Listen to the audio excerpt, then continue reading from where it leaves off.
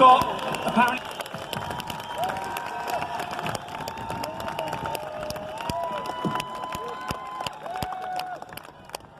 Hello, everybody. Hello. Great turnout. Now, I have to be careful of the people that I associate with. Now, what I want to make sure today are that there are no bald-headed tattooed thugs. So, can you all put your hand up? Are there any baldies? Anybody got a tattoo? Any thugs? You were supposed to say no. Well, I'm here now, so I better do it. First of all, I've seen the film, or at least I've seen a version of the film that Tommy's putting together. I've seen a version of the film that Tommy's putting together, and it's pretty shocking stuff. And I'm very sorry to be here today. I'm very sorry that there's any need to be here today. Now, as you can guess by looking at me, I'm pretty old now. And as a young kid growing up in a working class area of London, I got a lot of my education from the BBC. I used to watch all kinds of programmes, nature programmes, art programmes. You remember documentaries like Civilization. You remember you used to get classical music on the third programme. You're all too young to remember that. And I used to love the stuff that I got on the BBC. It was a window to the world, and I was very grateful for it. But all kinds of things come into my world that I wouldn't otherwise get if it hadn't been for the BBC. But I'm afraid that it's not the case anymore. Now, I also started watching news and current affairs when I was about 10 years old, and that's 55 years ago. And I was an avid watcher of news and current affairs. And we had the Cold War in those days. It was more interesting, if more dangerous than today. And not just the BBC, but we had the ITV as well. We had 2 channels. Then we got 3 with BBC 2. And I have to say to you now, most of the news and current affairs on the mainstream media is unwatchable and unlistenable. Yes, true. And the thing that's really brought that home to everybody in the last 2 years and 8 months has been the mainstream media's coverage of Brexit. Oh. It has been an unrelenting black propaganda campaign against leaving the European Union. And I think lots of people now have just switched off. They don't watch the BBC, or it is just for the news headlines like me. They don't watch ITV, Sky, they certainly don't watch Channel 4. And they're getting their information from alternative sources. Rebel Twitter, media, Facebook, YouTube. Not always reliable, but you have to take the responsibility for deciding what you believe and what you don't believe.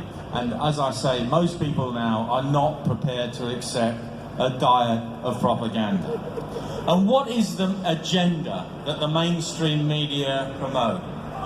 They liberal are agenda, anti-Brexit, pro-European Union. They are pro-mass, uncontrolled immigration. And they are pro a politically correct social engineering program that is going out over all walks of life. And anyone who disagrees has to be marginalised and attacked. Which brings me to why I'm here today. And you may have seen recently that I was featured in a Daily Mail. The Daily Mail, of course, is a newspaper that main agenda is always vote Tory. Whatever happens for the period of a parliament, however bad the Tories perform, when you get to the end of that term, it's always vote Tory. It wouldn't matter who was running the Tory party, it could be Pol Pot for all they care, but it's vote Tory. And they decided they didn't like what I was saying, so they had to attack me. So what did they do? They sent a so-called journalist 200 miles north of Manila, thousands of miles away, so they could interrogate my wife's family to see what they could dig up on me or her and put it in their filthy rag of a newspaper. Well, there wasn't anything to find, so it was a very expensive, wasted trip, but they still managed to print a load of nonsense about me, and they managed to lie about what my wife's relatives supposedly said. Now let's come back to why we're here today. Some people in UKIP, and some people I know, ask me, why are you associating with Tommy Robinson? What's that got to do with our core fundamental policy, which is to leave the European Union? And I say it's got everything to do with it, and let me explain why. The BBC took Tommy Robinson to be a thick working class mug. Well, he's not. They thought that they were going to set him up, but he set them up.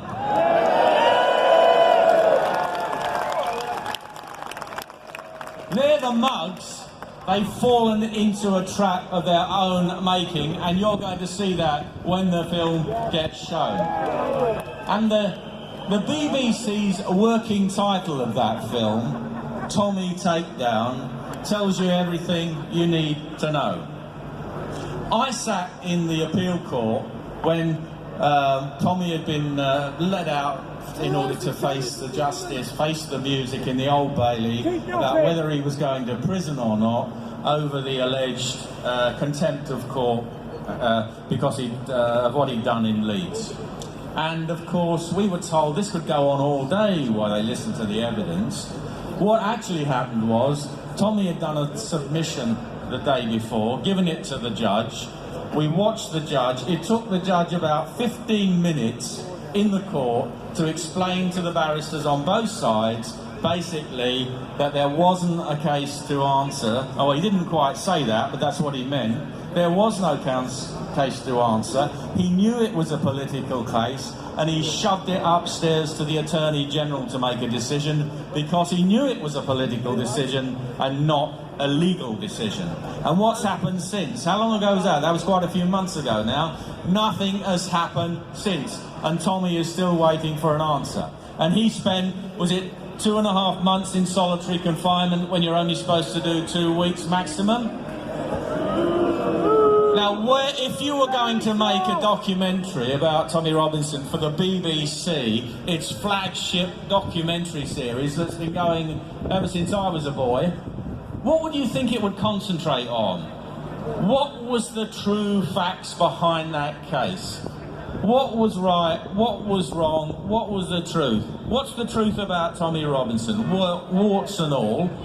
What's he done? What hasn't he done? Was that what it's about? No. It was called Tommy Takedown because they set out with the purpose of blackening his name, destroying his character, destroying his life, because he represents a threat to the establishment.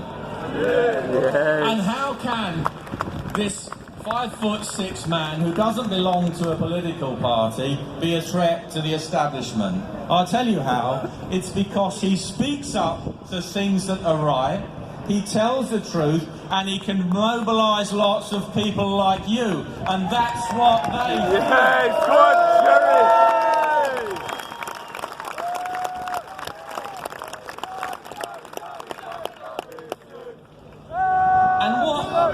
Was the programme like? You'll see this when the film comes on. So I think some of you have seen snippets that have been released already. Yep. And my favourite one is when John Sweeney sums up his attitude and the attitude of the elite at the BBC when they describe a white working class man as akin to a cannibal or a creature from outer space.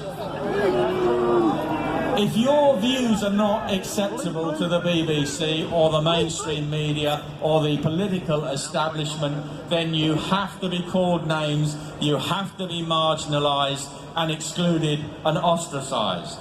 And what do they call you? What are the names that they call? I don't want to forget, so let's make sure that I remember. if you want your country to be an independent, democratic nation state that must leave the European Union in order to restore that status, you are far right. If you think that immigration should be controlled so that we let in people that we actually want in line with a sensible discriminatory immigration policy rather than an open door policy, then you will be labelled far right. You will be far right, you'll be an xenophobe, you may even achieve the status of being called a Nazi if you really stand up for a few sensible things. And this is how they operate. I've had to put up with some of this myself. When I watch myself reported in the papers or on some of the mainstream media programming, who are they talking about? Who is this person? I don't recognise them. It certainly isn't me. For the last 26 years of my life, I've been in active politics in order to restore my country as a democratic, independent nation-state governed by its own parliament,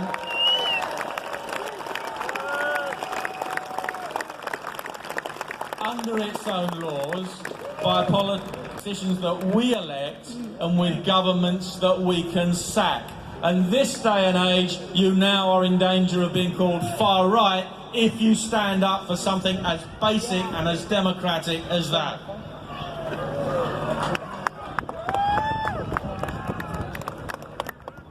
George Orwell said, and I'll quote it, "During times of universal deceit, telling the truth becomes a revolutionary act."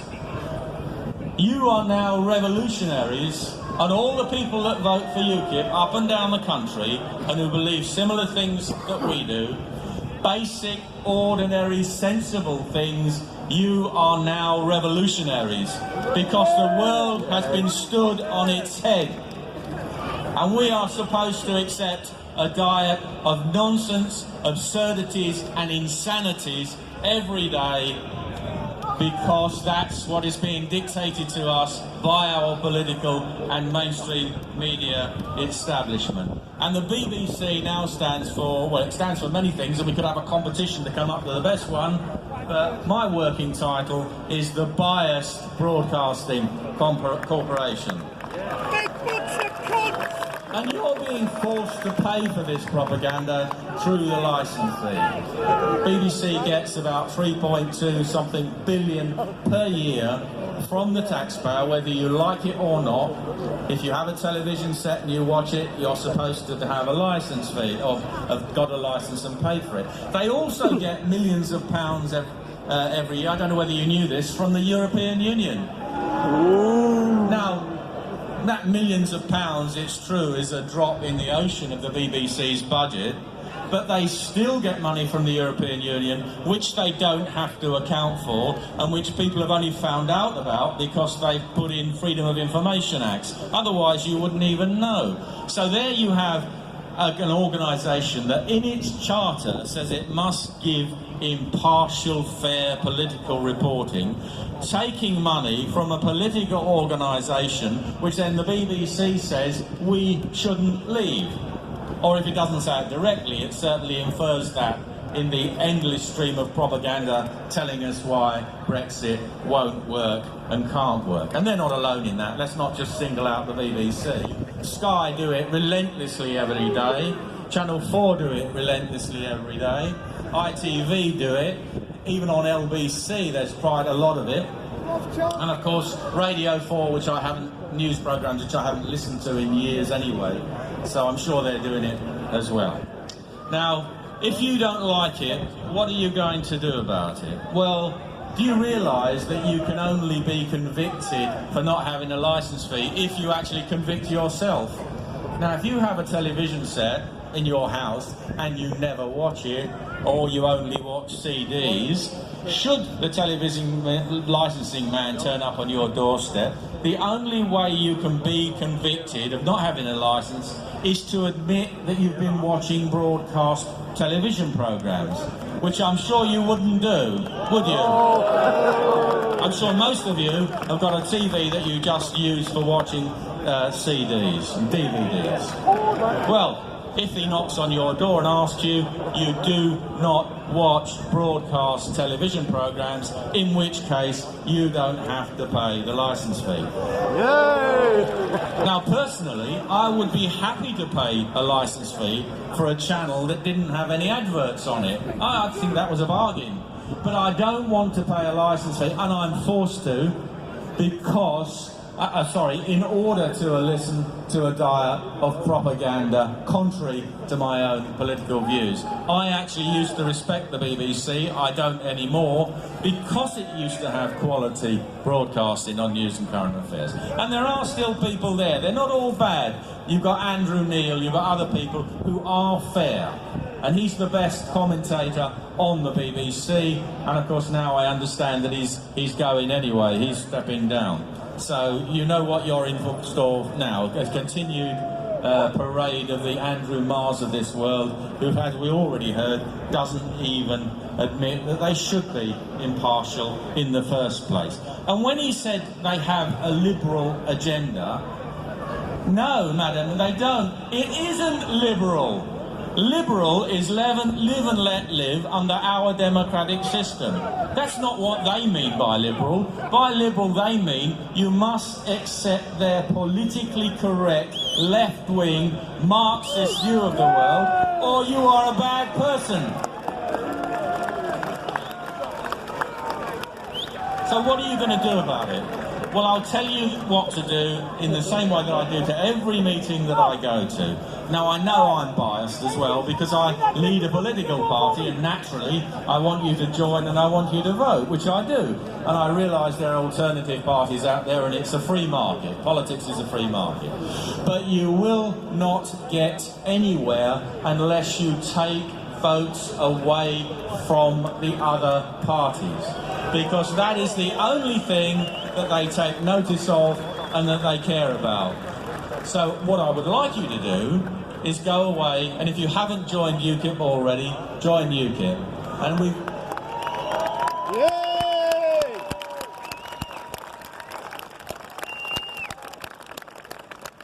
got very reasonable terms. You can pay, it doesn't cost anywhere near as much as a licence fee. It's £30 a year or £4 a month. Because without members, without the money coming in, I cannot organise elections and political campaigns. It's not my party, it's the party belongs to the members and the people who vote for it. And we've got some elections coming up. We've got local elections up and down the country on the 2nd of May. And we need candidates and we need money. We may possibly have a European election. I'll just say a bit about that in a minute. And there'll certainly be a general election at some point. Now, unless there is an alternative political party that gets votes, nothing is going to change. Only you can make change. If you want change, you have to do something about it. Why do you think I'm out here on a Saturday afternoon when I could be sitting at home with my feet up? And why have I been doing that for the last 26 years? Because I want change, and it can only come through the efforts of the citizens of this country, and that's me and that's you. Let me say a little bit about Brexit. I have said right from the start that the political establishment will betray it. And where are we now? We've had 2 years and 8 months of Mrs May going to the European Union and pleading with them for a good deal on how to leave. And what do you think they're going to say? It's all too difficult. No, we can't possibly do that. You must agree to this concession and that concession. And why wouldn't they? They don't want us to leave. And we're now only about 5 weeks away from the date when we're supposed to be leaving. And Parliament has kicked back her withdrawal agreement. Why have they done that? Not because it was so bad, but because it wasn't bad enough. Because what Parliament wants is a deal whereby we don't really leave at all. And that's where we're heading. My guess would be that we're not just going to get the withdrawal agreement we've got, but it will include the Irish backstop and probably will include the customs union. And that means we don't really leave. And then what's going, if that happens, and we leave in name only, you will see another year, 2 year, 3 year relentless black propaganda campaign from the mainstream media headed by the BBC telling you it was all a big mistake, we shouldn't have left, we've got to go back in, and that's what the next government will do, whether it be Conservative or Labour, because they don't want to leave. Now that's a pretty black picture to paint, I'm afraid. But I fear that's what's going to happen. The struggle to get out of the European Union merely goes into its next phase. And that can only be fought by a big, powerful political party capable of taking votes away from Labour, Tory and Lib Dem. That's what my objective is, to build UKIP up to be able to do that. Because if we don't leave the European Union, we're going to go on paying them billions of pounds. We're going to go on having to accept their laws. We're going to go on having mass uncontrolled immigration. How many people here have heard of the UN Global Compact on migration? Yeah? Mrs. May signed up to that. Did you see anything on that Sunday evening when they did that about a month ago on the mainstream media? Of course not. I didn't. I was a bit surprised about that. I thought, big story, why don't they broadcast it?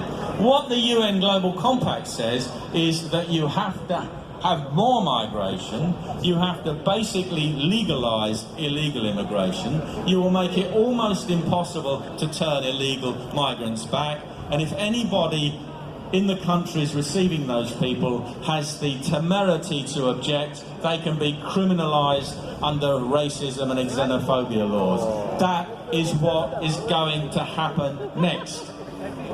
Now, the fight back starts here. You're going to watch a shocking film which shows you how low our mainstream media and the BBC and Panodrama in particular have sunk. But when you get all worked up and angry about that, decide what you're going to do. Organise politically, join UKIP, give us money, stand as a candidate, fight back. It's your fight, not mine. Hey!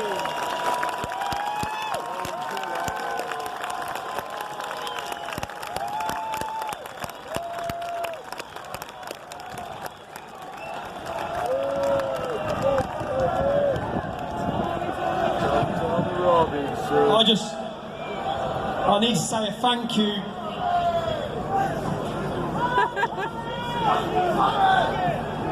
Do you know what? I'll be honest. For the last 3 hours,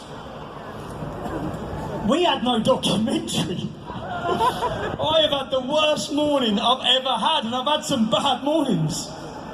We've got 7 minutes now until it's downloaded.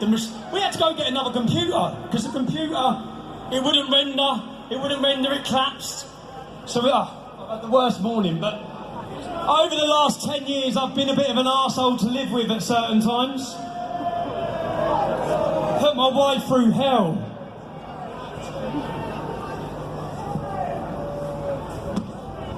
And my wife's here somewhere.